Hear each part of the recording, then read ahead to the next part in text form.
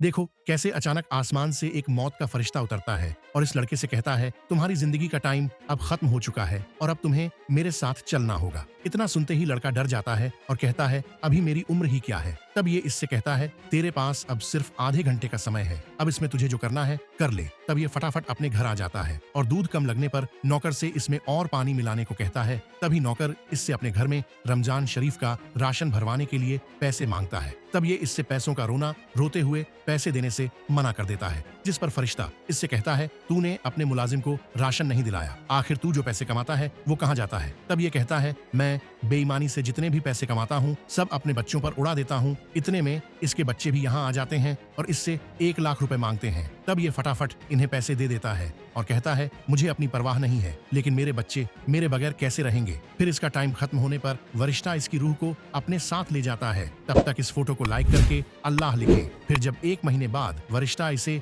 इसके बच्चों का प्यार दिखाने वापस दुनिया में ले आता है तो इसके बगैर 1 मिनट ना रहने वाले इसके बच्चे जुआ खेल रहे होते हैं।